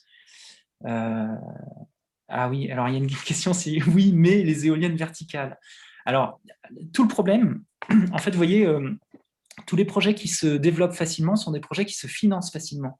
Et les projets se financent facilement parce qu'ils ont une rentabilité importante. Tant que vous n'avez pas cette rentabilité dans les projets, on n'arrive pas à les faire sortir. C'est-à-dire qu'on peut avoir des projets vertueux qui sont sur le papier impeccables, avec des éoliennes, mettons, 100% recyclables, un peu plus petites, qui se fondent bien dans le paysage et qui produisent en local. Voilà, on peut avoir des projets très cohérents. Le problème, c'est quand on fait le plan d'affaires et qu'on va voir le banquier nous dit oui, mais là, vous n'êtes pas rentable, donc c'est difficile de financer. Et puis, les partenaires malheureusement vont rechigner à financer du risque. Alors, je m'explique. Quand vous voulez monter un projet éolien, vous n'êtes pas sûr que le projet va aboutir parce que éventuellement vous allez avoir un problème sur l'enquête environnementale, vous allez avoir un problème sur le vent. Effectivement, il n'y a peut-être pas assez de vent localement. Et ces études-là, il va bien falloir les financer pendant 1 an ou 2 ans, voire 3 ans, avant d'avoir un résultat. Et le résultat de l'étude peut dire, eh ben non, en fait, c'est pas possible de monter un projet éolien. Sauf que pour financer les études, il faut sortir 100 000 euros, 200 000 euros d'études, de tracasseries administratives et papiers divers et variés, de faire travailler des bureaux d'études sur la question. Et donc, si vous avez ce projet-là, vous pouvez perdre votre argent. C'est ce qu'on appelle le risque.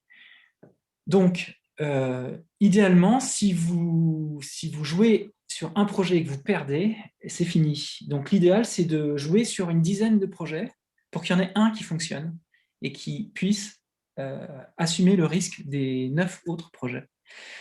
Et c'est pour ça qu'en fait, il faut s'adresser à des interlocuteurs qui sont un peu gros et qui sont un peu solides financièrement pour pouvoir monter des projets. Et on est dans une espèce de cercle vicieux dans lequel finalement n'émergent que les projets les plus rentables, qui ne sont pas forcément les plus vertueux, les plus logiques, les plus... Voilà.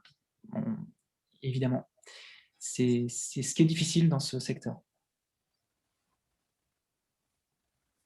Donc peut-être que ça a encore un petit peu besoin de temps pour que de nouvelles technologies émergent, de nouveaux types de projets émergent aussi. Voilà, à voir. Ouais. Et que les citoyens y prennent toute leur place. Alors, je rebondis sur quelques remarques qu'il y avait eu dans le chat. Et notamment sur les différentes données énergétiques. Alors là-dessus, j'aurais quelque chose à dire puisque la métropole d'Orléans a développé un observatoire de l'énergie et du climat dont la version grand public va bientôt être diffusée. Donc voilà, par rapport à ces différentes questions que vous posez sur les données de consommation, quelle production il peut y avoir sur le territoire, et aussi comparer avec d'autres échelles territoriales comme l'ensemble du territoire français, par exemple. Alors, je vous invite à rester attentif à ce qui va sortir prochainement sur le site des Assises de la transition écologique et notamment sur l'onglet boîte à outils. Bientôt, on va publier cet observatoire de l'énergie et du climat version grand public. Donc voilà, restez attentifs. Il y a aussi une question de Pascal Aran qui demande s'il existe des projets citoyens de solaire thermique avec un stockage de masse en France. Donc ça sera plutôt une question pour Raphaël, puisque au Canada, un quartier est chauffé uniquement par ce moyen. Ouais, il existe effectivement des premiers projets solaires thermiques qui sont en train d'émerger, en particulier en Rhône-Alpes. Alors, je n'en sais pas plus parce que c'est vraiment le début. Il y a 3 projets que mon homologue animatrice de la région Rhône-Alpes, animatrice des projets citoyens d'énergie renouvelable, est en train de lancer. Et donc là, c'est assez frais, hein, ça fait moins de 6 mois qu'il y a 3 projets qui sont en cours. Donc je ne connais pas techniquement, mais j'ai prévu de travailler avec elle sur la question, parce que j'aimerais vraiment qu'il y ait ce type de projet qui émerge. C'est très efficace, les solaires thermiques, effectivement, c'est une énergie extrêmement intéressante. Prenez une journée comme ce qu'on a eu hier ou avant-hier, il faisait très froid et il faisait très beau. Il y avait beaucoup de soleil et on pouvait vraiment produire de la chaleur avec du soleil pour apporter un complément. Et alors la question, c'est comment on fait pour avoir un modèle économique. C'est plus difficile. Quand on vend de l'électricité, c'est assez facile. On compte des kilowatts, des kilowattheures. Donc, c'est assez facile de créer un business plan là-dessus. Et quand on travaille sur de la chaleur, c'est un peu plus compliqué. Vendre de la chaleur, c'est quelque chose qui est un peu plus délicat. Et le stockage de masse, effectivement, je ne sais pas du tout s'il va y avoir un stockage de masse associé à ces projets de solaire thermique en Rhône-Alpes. Là, pour le coup, je ne sais pas. Bon, de futures coopérations internationales à venir, alors peut-être sur le sujet des énergies renouvelables entre le Canada et la France. S'il y a certains pionniers intéressés à l'échelle d'Orléans Métropole, allez-y, hein. Il y a besoin d'un petit peu de folie aussi pour que ça marche. Non, mais d'autant plus qu'à Orléans, on a les bureaux d'études et on a tout ce qu'il faut au niveau ingénierie pour monter des projets comme ça. Orléans est très, très connu pour ça. Ouais. au niveau bureau. Effectivement, sur la chaleur renouvelable, alors là, on parlait de solaire thermique, mais il y a aussi la géothermie, et je vais rebondir sur la question de Jacques dans le chat, qui faisait elle-même référence à une autre remarque un peu plus haut sur la géothermie. Donc, vous disiez qu'il y avait des problèmes de corrosion. Il me semble qu'effectivement, c'était un projet du côté de Saint-Jean-de-Bray. Est-ce que Raphaël ou Marguerite ou Jean-Baptiste, vous avez eu vent de ces problèmes concernant la géothermie? Ou alors, et peut-être Raphaël, une autre question après, nous en dire un petit peu plus sur le projet à Main-sur-Loire, il me semble, sur la géothermie. Jean-Baptiste a répondu dans le chat. Alors, c'était quoi la Bah, j'ai même réponse? pas vu. C'est sur le potentiel géothermique qui est important dans la vallée de la Loire, mais l'expérience est peu développée et les problèmes rencontrés par le passé ont en grande partie été résolus. Et oui, c'est ça, en fait, la géothermie en région centre souffre d'un mauvais exemple, et un exemple qui a été effectivement, qui a eu un problème, et du coup, ça a eu un retentissement important. Et donc, la géothermie est associée à une certaine notion d'échec. Or, ce n'est pas du tout le cas. On peut faire beaucoup de projets géothermie, on peut en faire partout en région centre. Et il y a des très beaux projets qui émergent et qui ne posent pas de problème du tout. Et typiquement, à Main-sur-Loire, effectivement, alors il y a d'autres projets, mais à Main-sur-Loire, il y a un collectif qui, avec la collectivité, est en train de s'intéresser à un projet sur un gymnase. Donc, un gymnase qui pourrait très bien être réisolé, en particulier sur les salles. Vous avez des salles d'escrime et des salles de sport adossées à ce gymnase, avec une petite piscine localement sur le site. Et donc, un projet géothermique aurait du sens. En particulier pour les piscines, c'est vrai que la géothermie, ça marche très bien. Il ne faut pas oublier que la géothermie permet de faire du chaud l'hiver, mais ça permet aussi de faire du rafraîchissement l'été, et on n'y pense pas assez. Mais les tuyaux permettent effectivement de faire circuler du frais. Donc la géothermie, c'est très intéressant pour ça, et on peut en faire partout. Ouais. Effectivement, on est donc géothermie de surface comme géothermie profonde. Alors la géothermie profonde pour un projet citoyen, je ne sais pas si c'est pour tout de suite. C'est quel type de géothermie à Main-sur-Loire, Raphaël? Bah là, pour l'instant, ça commence juste. Alors, il faut se mettre en contact avec l'ADEME et puis avec les bureaux d'études pour faire une analyse complète de ce qui est possible de faire. Mais pour l'instant, j'en sais pas plus. Mais effectivement, en tout cas pour la géothermie profonde, il y a aussi du potentiel sur le territoire. J'en profite pour dire que le BRGM est un acteur important de la recherche qui est présent sur notre territoire et qui a accompagné la métropole dans les réflexions autour du potentiel de géothermie sur son territoire. Et donc, ça a permis de cartographier un peu plus précisément les 10 potentiels. Et il y a eu en même temps une démarche complémentaire qui a été faite d'identifier un petit peu les manquements au début de certains projets qui ont pu emmener ensuite certains problèmes dans l'exploitation de l'installation géothermique. Et donc, l'idée, c'était d'aboutir à un certain nombre de recommandations à prendre en compte avant de développer le projet, notamment pour les développeurs, pour que tout se passe bien et que toutes les études préalables soient bien menées pour que ça se passe bien ensuite pendant la durée de l'exploitation. Voilà, donc encore une fois, quelques accompagnements et outils à disposition au sein d'Orléans Métropole grâce à son partenariat avec le BRGM. Alors, pour reprendre... Il y a Rose-Anne qui a une question très délicate. Je la souligne, mais existe-t-il des associations de ce type dans des zones à forte présence nucléaire, comme un Gien, par exemple, entre deux centrales? Et dans l'affirmative, quelle est l'implication des communes et des Comcom? Alors, réponse oui, il existe des collectifs citoyens dans des zones nucléarisées. C'est le cas, par exemple, à côté de Chinon. Chinon, c'est quand même une ville qui tourne avec énormément de personnel qui travaille à la centrale nucléaire. Et à 10 km de là, à Huim, il y a un collectif citoyen. Ils sont une trentaine à développer des énergies renouvelables. Et dans ce collectif, il y a même des gens qui travaillent à la centrale nucléaire et qui font partie du collectif. Parce que ce qui est intéressant, c'est que ces collectifs ne s'intéressent pas juste à la production d'énergie. C'est presque une excuse. on produit de l'énergie parce qu'on veut produire de l'énergie renouvelable, parce qu'on sait qu'il va falloir aller tendre vers ce modèle-là, et il n'y a pas le choix, il faut arrêter le pétrole, le gaz, le charbon, mais du coup, il faut parler sobriété. Donc le collectif s'intéresse à ces notions de sobriété. Et en montant la société qu'ils sont en train de créer, donc, ils vont avoir des retombées économiques qui vont permettre de développer des projets de sobriété localement. Et alors, quelle est l'implication des Comcom et des communes localement? Et bien, typiquement, la commune qui est impliquée dans le projet de Saint-Benoît-la-Forêt. Donc, Saint-Benoît-la-Forêt, c'est pareil,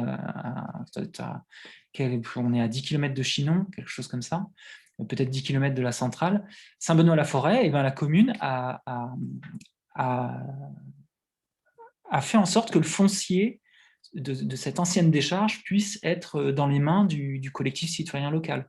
Et donc, la commune a un rôle important dans le fait d'être facilitatrice donc, de ce collectif. Et de toute façon, sur une ancienne décharge, on ne pouvait rien faire d'autre que cette production photovoltaïque. Et si ça permet de parler sobriété localement, eh ben, tant mieux. Alors, je vois qu'il y a d'autres questions sur la méthanisation. Là. Je sais pas si... Attends, moi, je voudrais... Vas-y, Marguerite. J'ai vu passer un message sur la sobriété, la nécessité des infrastructures aussi. C'est évident que si chacun de son côté, on éteint la lumière en quittant la pièce, ça ne va pas réduire la consommation énergétique de 50%. Et qu'il faut effectivement que les infrastructures suivent et s'impliquent au maximum. Je pense que l'intérêt des collectifs, c'est aussi de faire pression sur les collectivités pour les inciter à favoriser la sobriété. Et que ça passe par les transports publics, effectivement. Je vois une question d'Odin Bouquet là, qui pose la question « Pourquoi ne parlons-nous pas de méthanisation qui serait le meilleur moyen de créer de l'énergie localement avec la seule force des déchets des citoyens de la commune ?»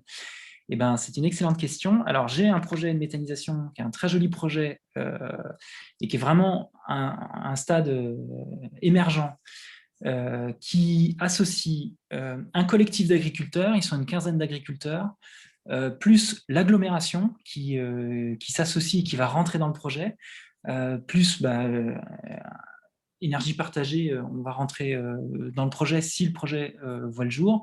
Et l'idée, effectivement, c'est de monter un projet de méthanisation avec le collectif d'agriculteurs qui va apporter de la matière pour nourrir le méthaniseur, et la collectivité qui va rentrer dans le projet et s'intéresser à la manière de nourrir aussi le méthaniseur et créer des filières.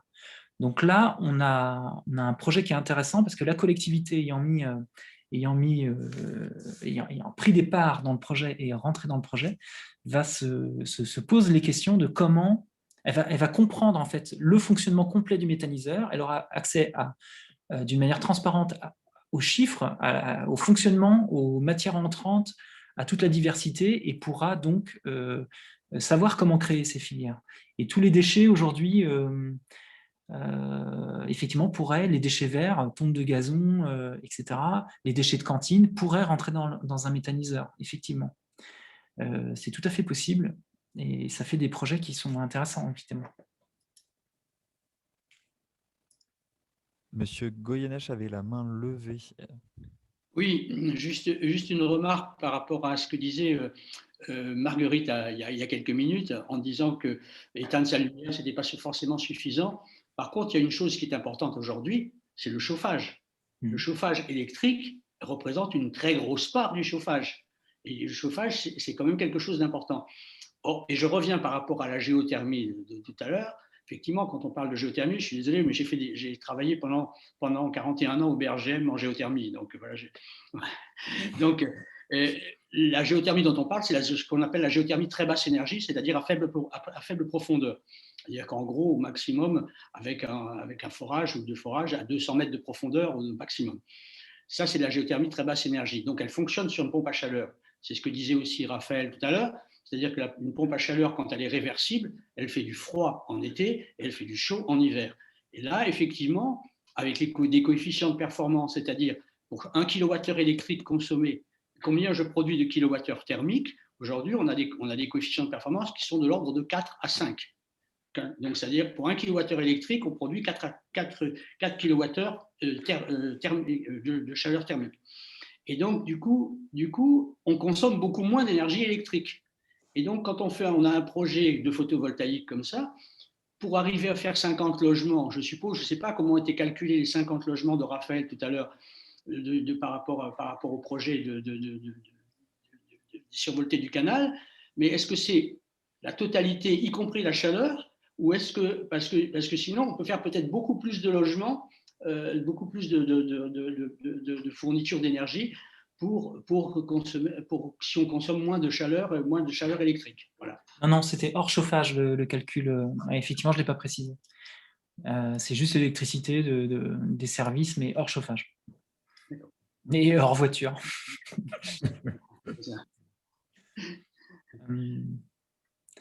Et il y avait Audin Bouquet qui voulait repréciser sur ma réponse sur la méthanisation en disant que la question ne portait pas sur des agriculteurs, mais des citoyens. Alors, j'ai deux façons de répondre. La première, c'est de dire que les agriculteurs sont aussi des citoyens, et puis qui ont un lien avec des citoyens. Et les citoyens font aussi partie du projet de méthanisation, puisqu'il va y avoir logiquement une quarantaine de citoyens, 15 agriculteurs et une quarantaine de citoyens qui investiront, je pense, dans le projet, si le projet voit le jour, ce qui n'est pas garanti, parce qu'il y a aussi beaucoup d'opposition sur la méthanisation en ce moment, et c'est vrai que même pour un projet qui serait sur un territoire avec l'implication de tous les acteurs, et même sur un projet très vertueux et très bien conçu, on aura inévitablement des freins à lever pour qu'un projet cohérent sorte. Excusez-moi, je suis par téléphone. Oui, moi je fais partie d'associations agricoles, hein, et pas de méthanisation sur des surfaces où les cultures peuvent être louées, pour l'alimentation humaine ou animale. Tout à fait. Et le problème de méthanisation, c'est que ça bouffe en fait les agriculteurs pour une grande part. Des productions qui pourraient être vouées à l'alimentation animale ou humaine. Et donc non, il faut surtout pas rentrer là-dedans.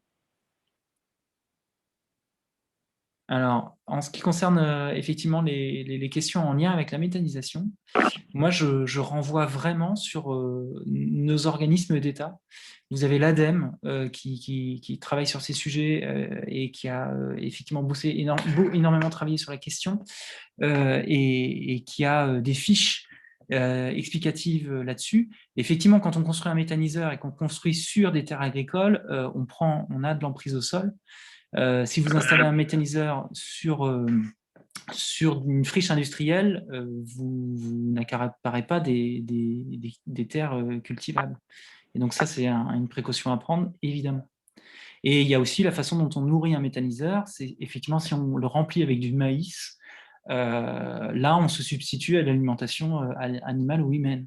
Et donc, il ne s'agit pas du tout d'utiliser ce genre de matériaux. En tout cas, chez Énergie Partagée, nous, on a une charte spéciale pour la méthanisation et où on s'interdit d'utiliser du maïs comme le font les Allemands, et le modèle allemand qui est un modèle qui effectivement se substitue à l'alimentation animale et humaine. Donc ça, effectivement, oui, mais tous les projets de la région centre, des méthaniseurs agricoles utilisent du maïs et mettent du maïs. Hein. Tous les gros méthaniseurs utilisent tous du maïs. Il y en a un, au moins, pour celui que je connais, qui est peut-être un futur projet méthanisation citoyenne, qui n'en utilisera pas. Et en tout cas, donc, ça sera dans les mains la décision sera dans les mains des collectivités, des citoyens qui sont dans le projet, et donc là, on aura le contrôle dessus. Donc, je peux difficilement témoigner autrement. Mais c'est vrai que c'est vraiment une notion il faut faire vraiment attention à ça. Donc, merci de l'intervention. Bon, on voit qu'il y a du débat encore, mais c'est bien. C'est pour que l'énergie devienne un sujet réellement démocratique, il faut que chacun puisse s'en saisir et s'exprimer. Et du coup, voilà, c'était aujourd'hui l'occasion, ce soir l'occasion. Et il y a Eric Vidal qui avait levé la main pour intervenir. Oui, bonjour. très rapidement, parce que je ne vais pas vous embêter. Sur la méthanisation, moi, je m'appelle Eric Vidal et je suis le président d'Eau Secours. Et en fait, le problème de méthanisation dans le Lot, c'est la pollution qu'on retrouve dans les nappes phréatiques. C'est qu'en fait, vous pouvez utiliser du maïs ou n'importe quoi. Le problème, c'est il reste, ça s'appelle le digestat. Et le digestat, c'est comme pour les stations d'épuration, il est chargé en fait de bactéries, il est chargé de produits qui n'a pas disparu. Et en fait, par souci de rentabilité, on a tendance à l'utiliser de manière très très liquide. Et le Lot, comme dans le Loiret, c'est en dessous, le sous-sol, c'est du calcaire karstique. Donc ça veut dire qu'il y a des infiltrations directes dans les nappes phréatiques. Et là par contre, il y a un risque. En dehors du fait que du maïs, je veux dire, mais ça, par contre, c'est un risque et je vois pas, je sais pas comment ça, on peut arriver à l'éviter, puisqu'en fait, dès qu'on est dans un critère de rentabilité, on n'attend pas que le truc soit complètement transformé. Voilà. Effectivement, un méthaniseur va produire une partie solide et puis une partie liquide. Et cette partie liquide, si elle est épandue sur des sols qui ne conviennent pas, on obtient une pollution de l'eau. Mais en fait, on a déjà ce problème. Si vous allez en Bretagne, par exemple, vous avez vu sans doute l'eutrophisation de l'eau avec des eaux qui deviennent vertes. Typiquement, on a épandu du lisier dans des champs, et puis dès qu'il pleut un gros orage là-dessus, si les champs ont trop de lisier, on a les eaux qui se retrouvent à être chargées en nitrate, et donc les algues se développent, et donc on a ces marées vertes, et ce problème environnemental extrêmement préoccupant. Donc, mais ça, ce problème-là, on l'avait avant la méthanisation. Quand il n'y avait pas de méthaniseur, on pouvait aussi avoir le même problème. Donc, c'est lié à une pratique agricole, et il faut faire extrêmement attention avec ce genre de choses. Donc, l'idée, c'est d'épandre d'une manière intelligente, de respecter un plan d'épandage, de faire des analyses de sol, de le faire intelligemment.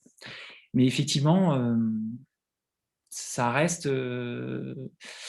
c'est ce que je disais en introduction, en fait. La meilleure énergie, c'est celle qu'on ne produit pas, et c'est la sobriété qui nous permettra d'éviter ce genre de problème. Et puis, l'encadrement de pratiques saines et respectueuses. Et ça, effectivement, ça nécessite de travailler main dans la main avec les agriculteurs, de prendre en compte et de faire connaître ce genre de problématiques pour éviter que ça se produise. Donc, je vous rejoins là-dessus. Il y a des très mauvais exemples de méthanisation en France. Heureusement, il y en a beaucoup de très bons, mais il y a quelques exemples qui sont dramatiques. Ouais. Mais alors, on voit souvent que cela, mais effectivement, ouais. C'est un sujet complexe. Et d'ailleurs, c'est ce qui explique, chez Énergie Partagée, on a 5 projets de méthanisation qui tournent en France et qui respectent donc des pratiques extrêmement des pratiques strictes, enfin une charte assez stricte sur la question, même très stricte, et en accord avec France Nature Environnement, le WWF, et donc ce qui est mis en place dans ces méthaniseurs sont des comités de suivi citoyens et d'associations locales. C'est-à-dire que vous avez la constitution d'un groupe composé d'associations environnementalistes, des citoyens qui sont préoccupés par les problématiques environnementales et qui sont présents au conseil d'administration des sociétés qui portent ces méthaniseurs. Et donc, en étant présent au conseil d'administration, vous avez la main, et comme vous avez la main, vous faites les analyses qu'il faut et vous vérifiez que tout se passe bien. Et si ça ne se passe pas bien, vous faites attention à faire en sorte que ça se passe bien. Mais ça, avant d'arriver à ces modèles-là, ça veut dire qu'il faut mettre autour de la table des agriculteurs avec des citoyens, des collectifs, les collectivités, et tout ça, c'est un énorme boulot. Ce qui fait qu'en France, aujourd'hui, vous avez une petite dizaine de méthaniseurs citoyens contre je ne sais pas combien de méthaniseurs classiques, dont quelques-uns qui sont des méthaniseurs industriels, qui n'ont pas forcément toutes ces précautions dans certains cas, et qui sont problématiques. Ouais. Il me semble avoir vu Éric Vidal lever le pouce sur l'idée de comité suivi citoyen. Donc voilà, comme quoi il il y a quelques dispositifs à mettre en place aussi pour que ça se passe bien. Je vois qu'il n'y a pas de réaction supplémentaire dans l'onglet de discussion. Si, il y a une remarque, et je pense que je l'ai dit, mais le digesta permet de limiter le digesta ne pollue que s'il est mal utilisé. S'il est trop concentré, ne partons pas d'une mauvaise utilisation pour généraliser.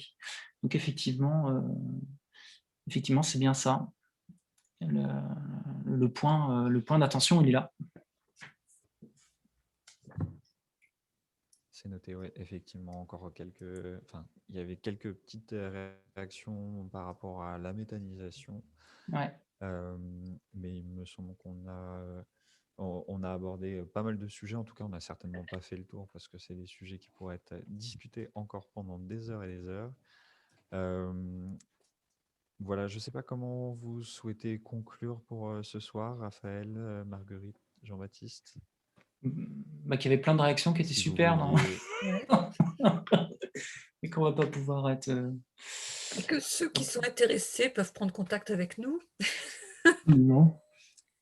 Ouais, c'est Parce ça. que l'idée, c'est de recruter aussi derrière. Recruter pour les survolter ou créer d'autres collectifs. Hein. Il y a de la place pour plusieurs collectifs sur Orléans. Hein.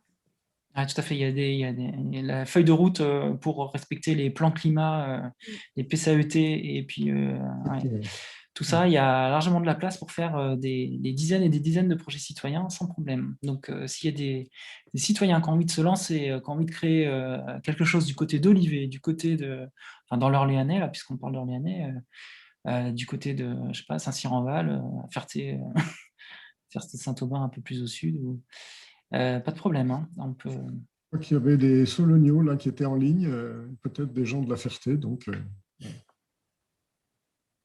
qui ont des projets. Ouais, effectivement, il y a un collectif qui est en train de se créer du côté de la Ferté-Saint-Aubin. Ouais. Ouais, ils en sont au tout début. Vous savez ce qui leur attend. Ce qui les attend, pardon. Alors, il y avait une dernière question quand même sur est-ce que la métropole va s'engager financièrement dans des projets citoyens? Une question de Lucille à laquelle je ne peux pas répondre pour l'instant parce que aucune décision n'a été prise dans ce sens-là pour le moment. Je rappelle qu'on est encore dans le cadre des assises de la transition écologique, que là, il y a une première partie qui a été organisée pour diffuser de la connaissance, partager, échanger et tous monter en compétences sur les différents sujets de la transition, dont les énergies renouvelables, et qu'il va y avoir une prochaine phase à partir de fin février, début mars, sur de la construction d'actions, donc collective encore une fois. Et peut-être qu'il y aura de nouveaux projets citoyens qui vont émerger pendant cette phase-là. Et voilà, s'il y a une grande demande sur le fait que la métropole participe financièrement, et potentiellement, les élus prendront acte. Mais voilà, pour l'instant, on ne peut pas s'engager plus que ça. Et donc, c'est encore un travail qui reste à construire dans les prochaines semaines, les prochains mois. D'ailleurs, Cyril, ton propre poste est la preuve que Orléans Métropole se lance sur le sujet. Hein. Effectivement, ouais, parce que je suis arrivé il n'y a pas très très longtemps en poste et donc c'est une création de poste sur le développement des énergies renouvelables et j'ai de l'énergie à revendre aussi et j'espère que ce sera bien utile voilà, pour accompagner les différents projets qui émergent sur le territoire. Eh bien, la preuve. Absolument. Il y a encore du boulot, mais on est en bonne voie. En tout cas, merci à toi pour l'organisation de cette conférence. Merci surtout à vous, du coup, les survoltés du canal, à toi, Raphaël, qui représente Énergie Partagée. C'est vrai que c'était chouette de pouvoir proposer ce type de contenu ce soir, ce type de format. En fait, c'est vous qui avez pris cette initiative, qui nous l'avez proposé et du coup, ça rentrait parfaitement dans le cadre des assises, dans la thématique des énergies renouvelables. Donc, il n'y avait pas de raison de ne pas vous aider à l'organiser. Il y a encore une dernière question, je pense, de Jean-Pierre B qui lève la main. Peut-être que ce sera la dernière question pour ce soir avant qu'on se dise vraiment au revoir. Jean-Pierre Oui. B. Est-ce que vous m'entendez? Je m'appelle Jean-Pierre Bouguier, je suis à Fleury-les-Aubrais. Vous m'entendez? Oui, on vous entend. D'accord. Je posais une question que je n'ai pas réussi à faire passer dans la discussion, mais ce n'est pas grave, je la pose comme ça. Comment expliquez-vous qu'en région centre, on ait quand même un nombre relativement réduit de projets citoyens par rapport à la Bretagne ou au sud-est de la France? Est-ce que c'est en rapport avec le développement tardif de l'intercommunalité?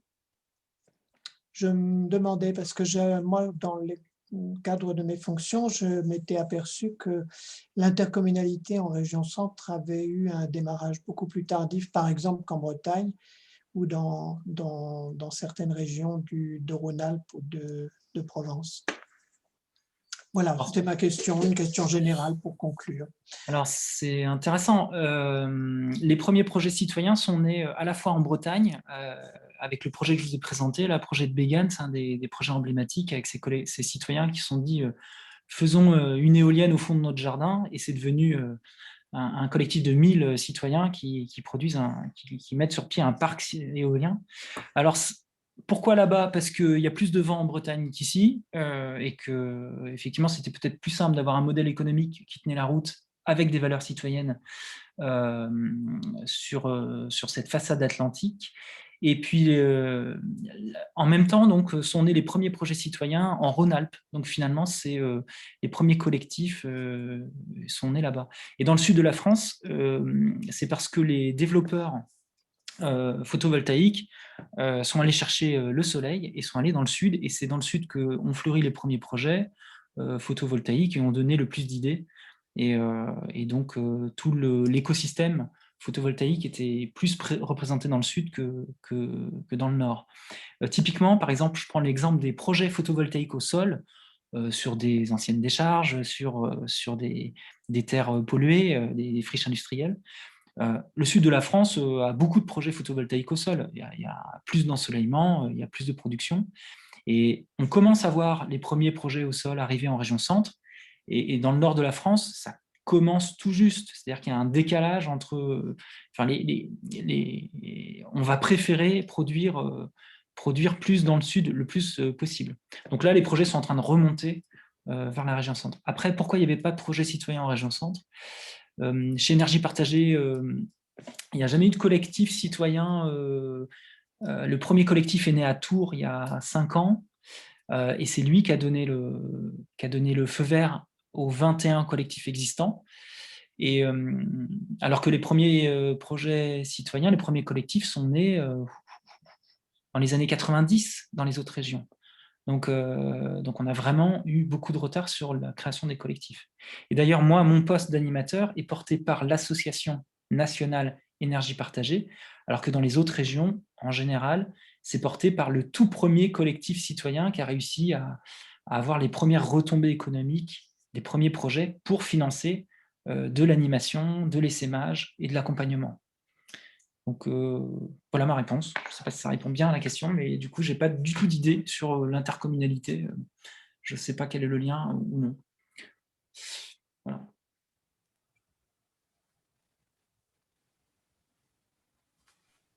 Bon.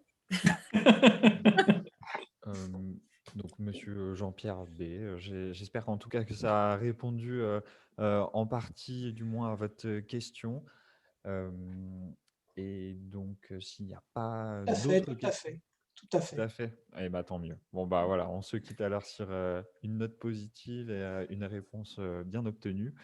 Et ça va être l'occasion de conclure ce webinaire, je pense, et de vous remercier tous pour votre participation, vos différentes questions, vos remarques, en espérant que ça vous aura aussi donné l'envie d'agir, l'envie de peut-être rejoindre les survotés du canal ou de créer un collectif.